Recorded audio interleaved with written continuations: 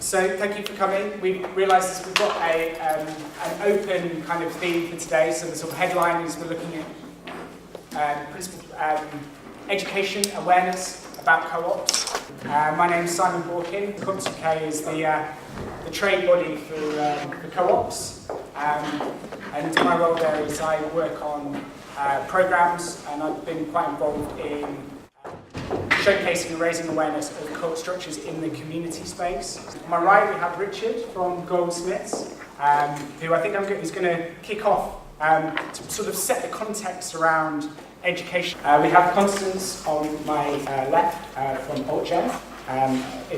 I'll let Constance introduce herself, but a co-op focusing on specifically on young people. And then finally we have Simon from Cooperative College. Also, just based upstairs from me in Comms UK. It's a leading organisation working on co-op education. The awareness, or rather total lack of awareness of co-ops and indeed other forms of non-traditional, if you like, business or organisation in business schools. It's quite astonishing, really, the extent to which business schools have traditionally ignored other ways of organising enterprises. They also ignore employee-owned organisations, for instance, which are not necessarily co-ops, but are employee-owned organisations. I think part of the sort of there's two reasons why business schools have ignored different types of ways of organising a business. One reason is that they have tended to the origins of business schools are training managers. And that view of management as a set of vocational skills that can simply be passed on still, unfortunately, imbues most of the ethos of business schools. They tend to think of business and management and finance training as a set of vocational skills. The business school sort of mindset is also very strongly influenced by the major disciplines which dominate business schools, namely economics and finance. They take a very narrow focus of what their expertise is, and they don't like academics and educators in economics and finance don't like to step outside of their comfort zone. An illustration, actually, of this is that when Business Link was still operating, you all remember Business Link? Yeah? Boo. Boo, right, absolutely. Business Link was staffed by ex-managers, managers and ex-managers, many of whom were downsized in the mid-90s. And their understanding of cooperatives and social enterprise was zilch. It was deplorable. And the same thing unfortunately is happening now with what is called enterprise education. So there's a lot of sort of energy and money going into teaching enterprise in schools. They don't know much about co-ops. So what can be done about that is to work in business schools, work with enterprise education bodies to try and educate them. The other level of what can be done, I think, is at a discursive level, or rather it's at the level of sensing what are the trends, what are the interesting trends to latch on to. And I just wanted to pick up some of them. So one obvious trend is there's a really growing interest in, if you like, sustainable and responsible management, sustainable and responsible enterprises. There's a publisher called Greenleaf who specialise in it, and it is a really good way of inserting ideas of cooperatives into that broader discourse. So that's one trend to latch onto. A second is the growing interest in values and ethics, and Ed Mayo recently had a book out published by Greenleaf, in fact. And there is a growing interest in business schools in the topic of business ethics. Students are demanding to be taught more about business ethics, and again, that is a way of inserting ideas about different ways of organising. The third trend is a bit more worrying, but more important, and that is the impetus from especially from the USA on focusing on what they call impact investment. Some of you will have heard of this. Some of you may not have heard of it. And it's a drive that is coming from the investment community, the finance and investment community, and it is focused on investment for social impact. And alongside that, there is a growing interest in what is called education for social impact.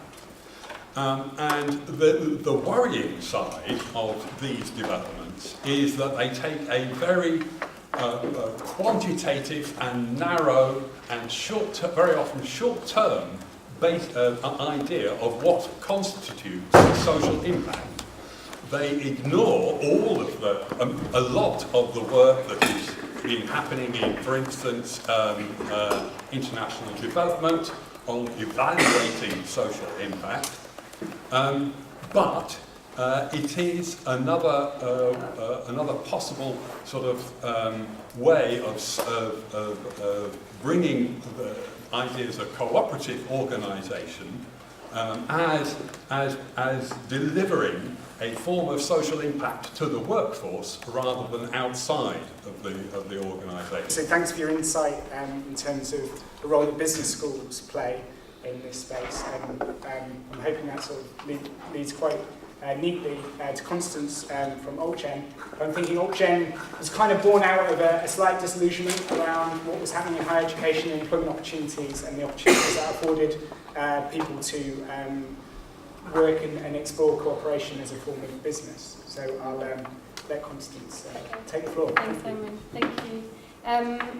So I'm just going to introduce what we've done at Altgen for the last 3.5 years, which really responds to those three trends.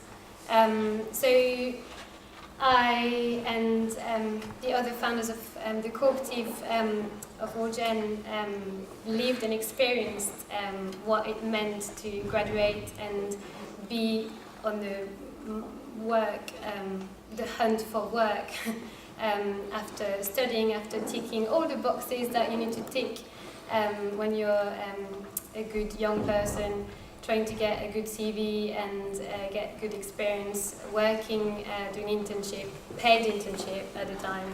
And I quickly realized that the world of work was not really the one I was imagining finding. I ended up queuing for the same unpaid position and working in organizations. I studied art and design, and I worked in organizations where, as a young person, my voice was not really taken into consideration at all. There was not much exchange and communication about the work that was done, but it was very much about what I had to do and what kind of orders I had to obey. And as a young creative person, I had lots of ideas, and I thought, actually, I want to communicate. I want to exchange. I want to debate. I want to assess all those ideas, and before getting some orders from a manager, I also found that it was very strange to spend so much time and to dedicate so much passion and energy into a work that I was never going to own. And so I thought, okay, this is the workplace. It's not really the collaborative space that I had imagined to find. So I thought, okay, I might just go freelance because that's what people do. They think that they can own their work and they can decide on what they do and how they do things and how they collaborate with different people. And I went freelance, and the problems were slightly different, where I ended up competing against my friends, and I didn't really know who my friends were anymore and who my competitors were anymore. I worked very long hours, and I was mostly self-exploiting myself and exploited by clients that could see that a young person didn't really know what they were doing. So I lived this experience, and I saw my friends and the friends of my friends living through the same experience and realizing that the world of work, the established workplace, was not working for us in terms of collaboration and also ownership model, but also the freelance work and the self-employment world was not an ideal as people think that it is. So we set up Altgen.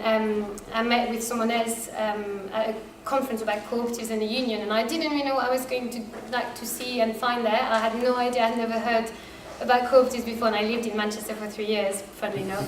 And this girl said to me, "Our generation is fucked." And as a designer, I said, "We need to do something about it." So that's how we set up Altgen. And in the last 3.5 years, we basically dedicated our time to share with other young people, our peers, about workers' co-ops as a solution to the current crumbling condition of work for today. So we partnered with 15 universities across the country and ran workshops and did talks at careers fairs, entered into different doors, careers departments, and radical lecturers who were very interested in workers' co-ops.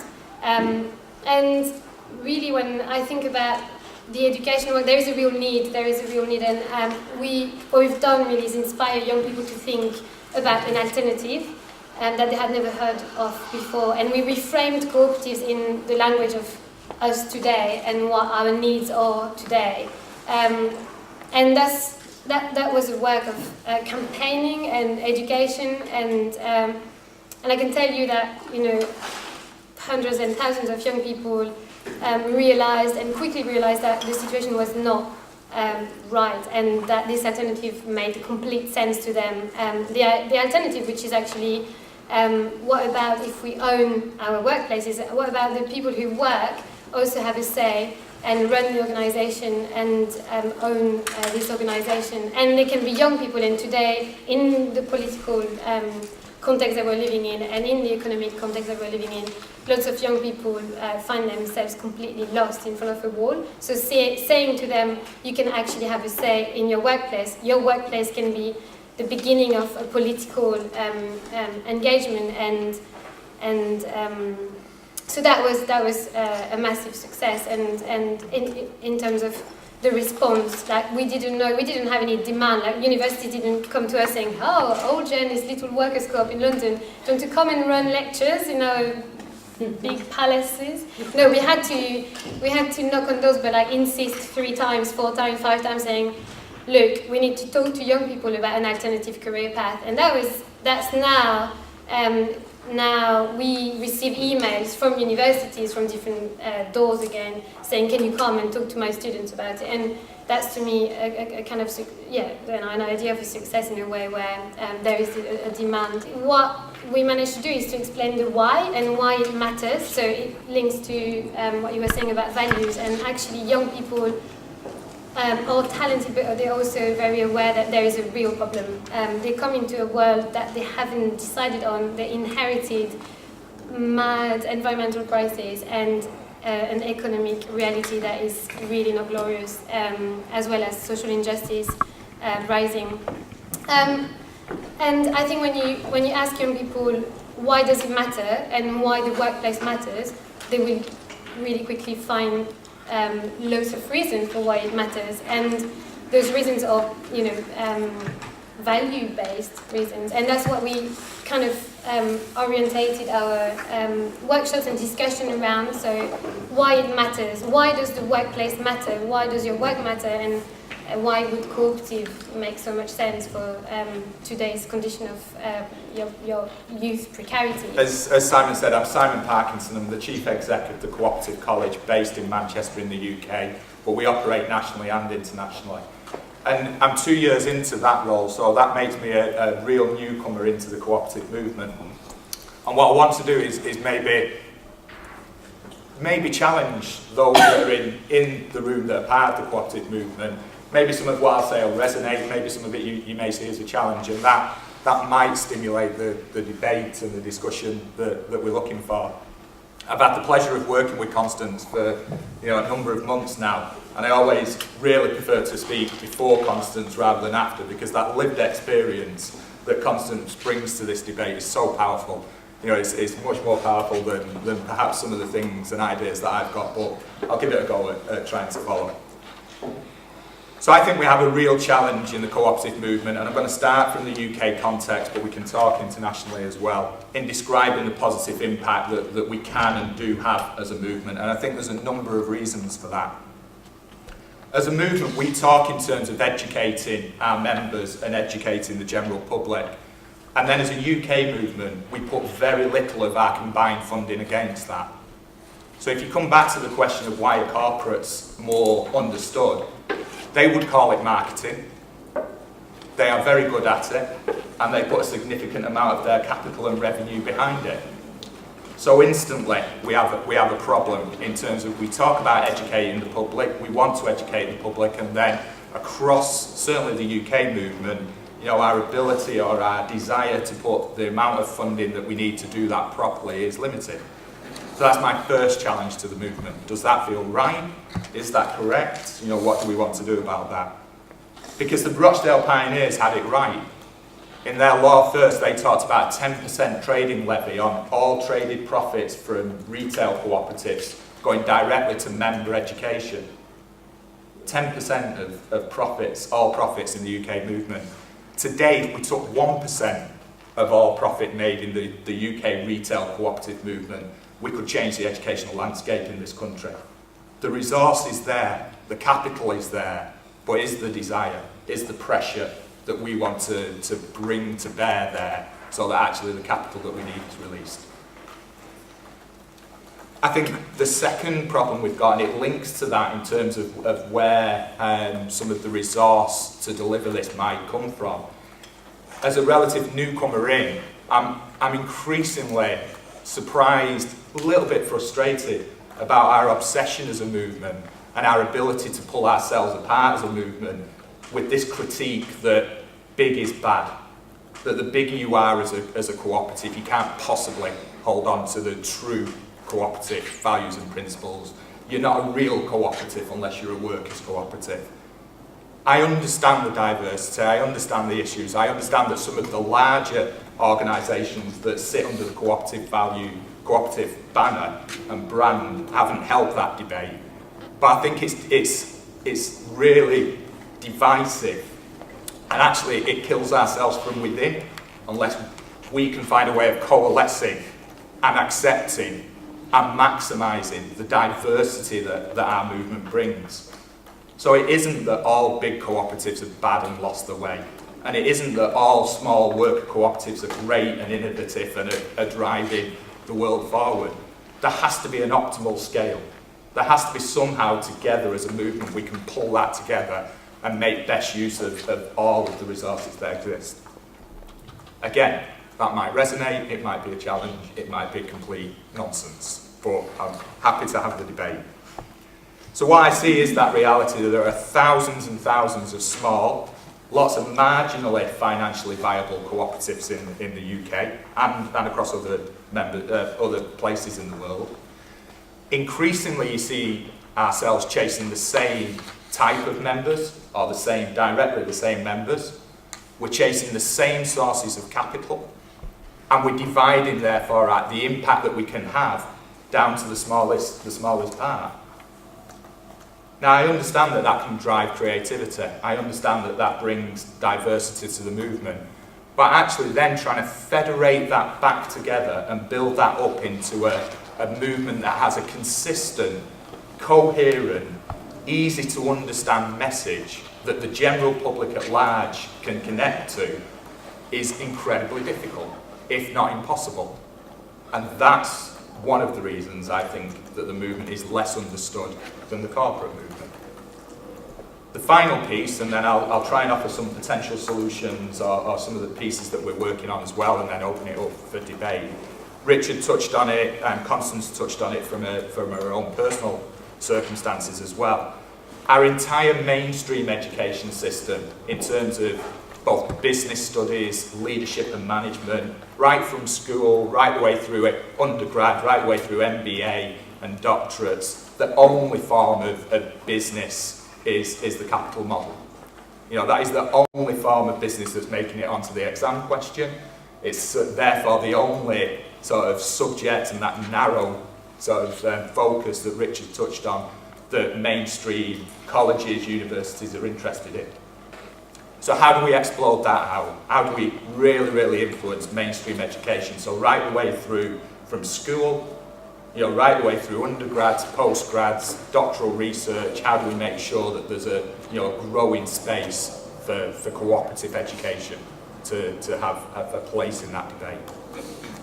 So I'll finish on some of the things that we're currently working on, and you'll find out more at the Cooperative College's website, obviously, and Twitter and Facebook. So at the very global level, the ICA have sponsored what in corporate terms would be a marketing campaign, and it's called Cooperatives for a Better World. I wonder how many people in the room have heard of it. Show of hands. One. Show of hands? I'd sort of rest my case, actually, probably. You know, this is supposedly the ICA's big global push on as a general marketing campaign. It's a really nice piece of film. You know, it is just a general marketing campaign. We've done some in the UK, we've got a UK version of it as well, but I'd encourage you to take a look. What's it called again? It's called Cooperatives for a Better World. So I wonder how we can hook into that as the UK, how we can build on that, how we make sure that we are positive in terms of the messages that we're sending out. I also wonder what is our ability to influence the mainstream education system. So in England, and it is an English initiative rather than in Scotland and Wales, there are around 650 schools that have adopted cooperative values and principles in the same way as church schools adopt, you know, that faith-based approach to education. They've got foundation trust status, which means the cooperative values and principles are at the heart of their curriculum and at the heart of their education model. That's something that the college helped create. It's something that we're proud to have played a part in. It's something that's under immense pressure from the mainstream education policy in terms of academisation. So actually it's a start though. It's a start where we're actually really sort of trying to explore cooperative models. Lots of these schools have student bodies that have come together to form their own youth cooperatives, have come together, you know, interested in fair trade, and have expanded out. So there's a foothold there, I think. We're also working with institutions like Sheffield Hallam University here in the UK, St Mary's University in Nova Scotia, Canada, and Newcastle University in Australia to pull together our joint resources so that we have got a mixture of both online and blended learning, masters and undergraduate programs. But again, that needs the cooperative movement to support that, both by saying, yes, these are the models of education and these are the qualifications that we want our cooperative leaders to go through. So actually we're not sending them to Harvard for their MBA, we're sending them to this cooperative social enterprise MBA course. So we're doing that, that's there at the moment, it's growing, we need the support behind that. And then away from what you might call formal education, and in many ways back to that traditional approach, that traditional or what you may call informal education. The movement was built by the pioneers on the notion that one of our key roles was education training for adults and for members of our societies. That has absolutely been cut to the bone. The whole notion of community-based learning, adult training, has almost disappeared. As I said, I think we've got a massive role that we could play in the movement in terms of community learning, both online and in the physical spaces where our communities need support. Some of our most divided communities need support. And again, my challenge would be, I think the resource and the expertise exists to do that. It's just about unlocking it. Richard, I got a fairly positive feel from what you were saying about some of the external factors in the mainstream corporate world that actually, as a movement, we can sort of opportunistically exploit, take advantage of, and this, obviously the idea of some of the themes around ethics and values, how people work, the sort of rise of investment in different forms that are trying to not just take a purely monetary view on things. Constance's story about what they've been able to do in a relatively short amount of time with not a huge amount of resources is again, so it shows that actually where you do have committed people trying to make a difference, especially with higher education, there is some value there. Simon, obviously you put a few questions back to the movement. How much of this is a responsibility for the movement itself to change how it approaches things in terms of where it puts its resource, how it messages, how it organises. So it'd be good to know how much responsibility does the movement take, or actually are we is it more about external factors that have restricted the ability for the co-op model to get as much awareness. And obviously there was you did provide some positive solutions there and things that the college are doing to kind of overcome that. So I'm John Knott, I work for Woodcroft Oak, the Children and Young People's Co-op. I would say this, wouldn't I, but university's too late.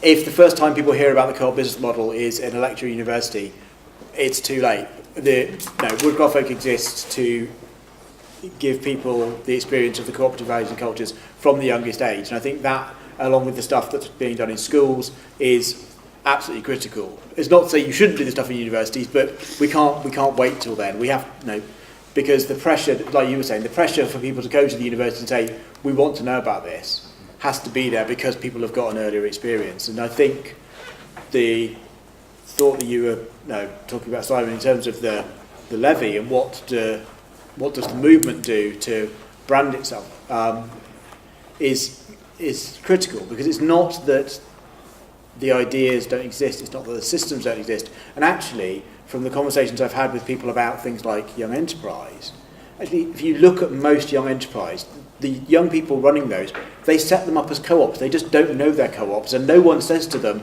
oh, you've set up a co-op. They say, oh no, you can't do that. You've got to put in place a hierarchy. You've got to work out how you're going to pay out your shareholders. They don't say, oh, you can be a co-op. No. So the natural tendency, and if you look at the tech world, most tech businesses are reinventing the cooperative model from first principles. How do we work together as a small group of people starting a business?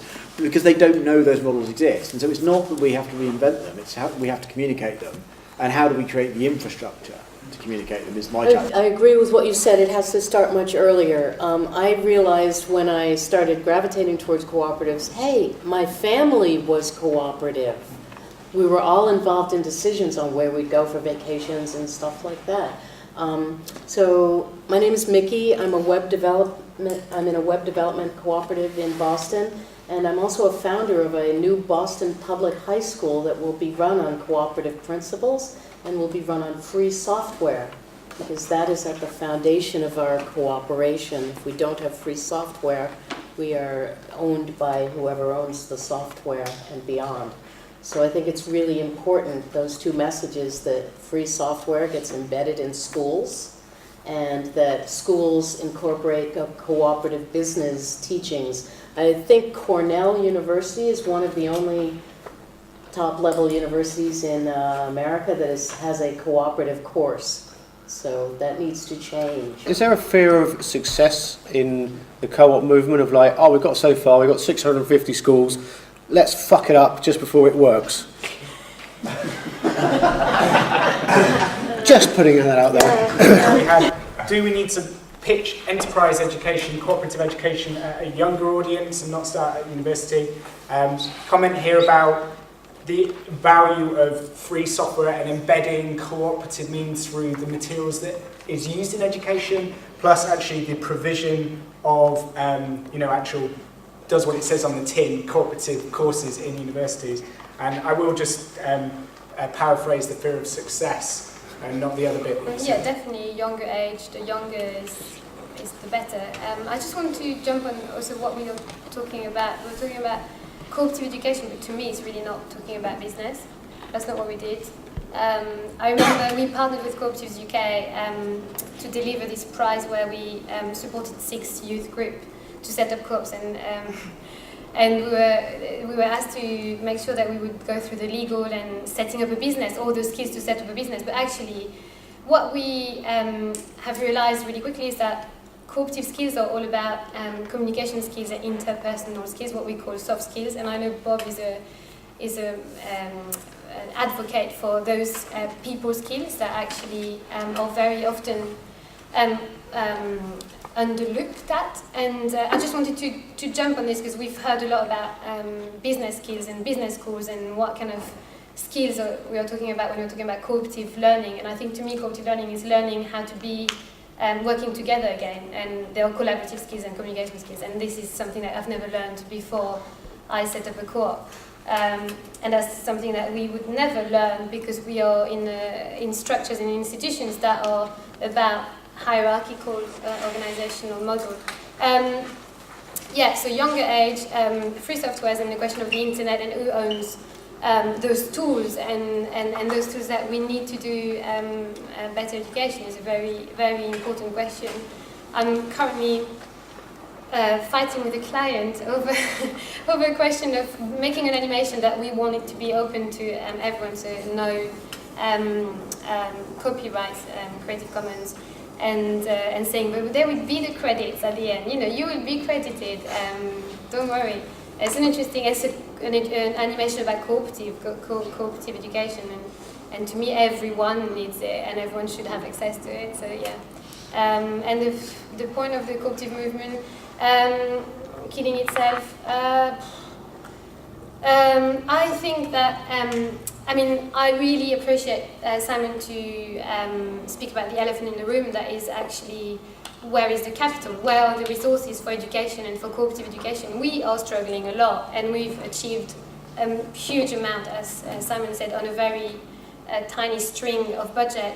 And not everyone can do it. So there's a question of diversity and inclusivity in the cooperative movement. Who are the people who actually set up cooperatives? Privileged people. You know, I was able to share rooms, squat, live in family homes in London in order to set up an organization, a cooperative organization.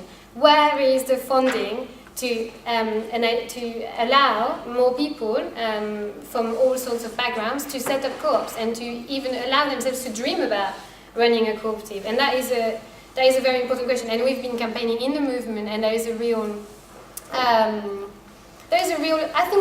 awareness, and there is a real will for the established and more the big cooperatives to do something about it, but we need to maybe enforce it in some ways. I can't believe that big cooperatives give to charities and not co-ops. There's something about the legal thing to look at as well. So I just touch on the cooperative schools from both questions. Yes, 650 in the grand scheme of schools in the UK sounds small, but as a grouping of schools it would be the third largest if it was a proper grouping of schools behind the Church of England and the Catholic schools. So it would be the third largest group of schools. And yes, unfortunately the answer to are we doing our best to fuck it up? Yes, we are. I totally agree about starting young. Absolutely, I couldn't agree more. And I think one of the, a really useful route for young people is through the Sustainable Development Agenda, because actually, as soon as you start looking at what people are doing in sustainable development in less developed countries, in the global south, it's very often co-ops. The agricultural co-ops, trade, craft co-ops, and it's so the Sustainable Development Agenda I think is a really useful route for youth, for school education. Sorry, Doug Belshaw from We Are Open, and Laura from our co-op spoke this morning. There's been some really useful points in this session and also throughout today, but if I come to this conference not knowing anything about co-ops, I haven't heard anything about the 7 principles of international cooperation. I wouldn't really know what the tenets of cooperativism were. if you tested me on them now as someone new to it, which I found weird, and also kind of points out the massive diversity within the co-op system, but we're not really agreeing on what the central tenets are, which is a bit weird. I think a bit more focus on holding people accountable. Like Constance said, why is the cooperative funding the Red Cross as opposed to the co-op movement, for example?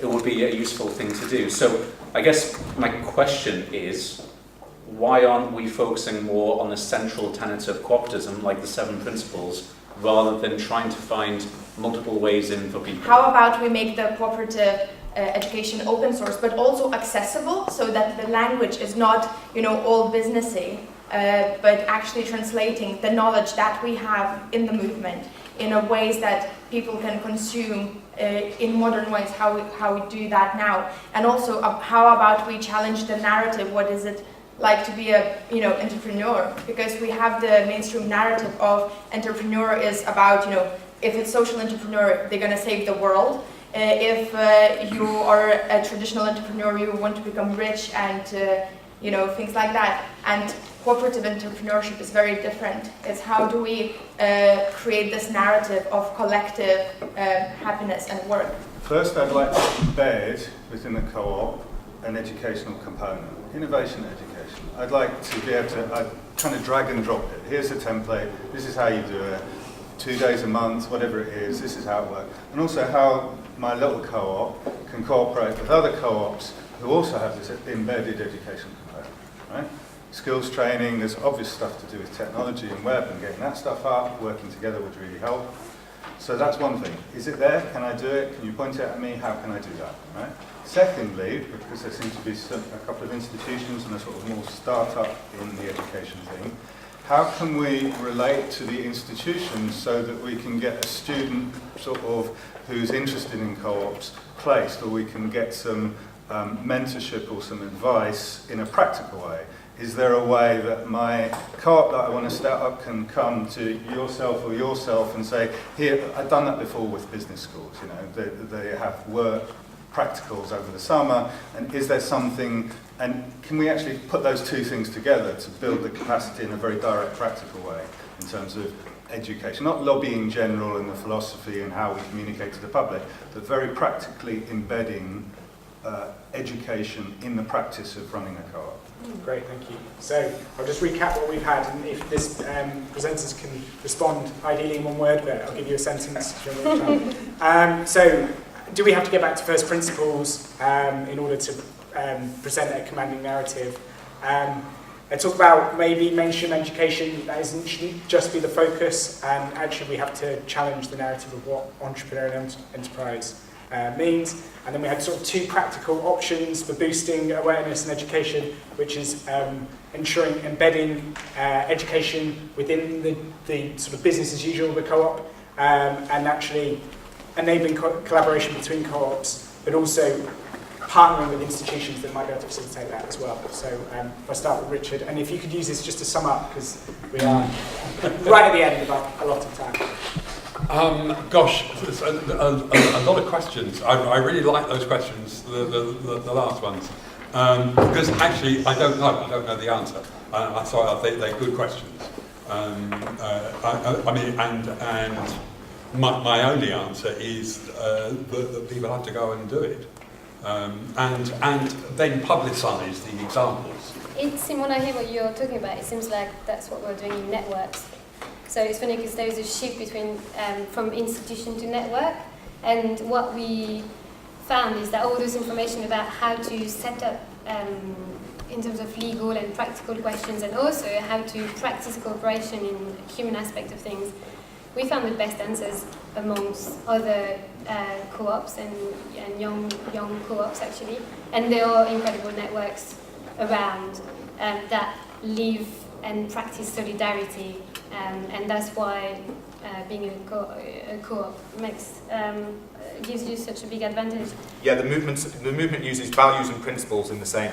We've got values and principles. Unfortunately, I think the notion of being a values-led organisation has been hijacked by everybody. So I don't think we can rely on that as our differentiator. I worked for a charity that was certainly a values-based charity for 16 years, not cooperative. What actually could mark us out as different are an internationally agreed set of business and organisational principles. Those 7 principles, particularly the last 3, a commitment to education, a commitment to collaboration, cooperative to cooperative, and a commitment to a concern for the community.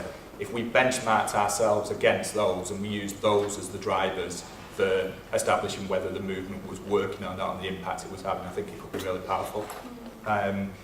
I would love to make as much of the education across the cooperative movement open source. It's a real challenge for us as a provider because actually that's the only way I make any income for the college at the moment is by selling e-learning or selling blended courses or selling executive courses. So actually I come back to, if we want to make it all free at the point of delivery, free at the point so that people out there, this collective commons, the capital's got to come into the movement from somewhere else. And it could happen. It really could happen. Can I just thank everyone for contributing? Thank you for the speakers.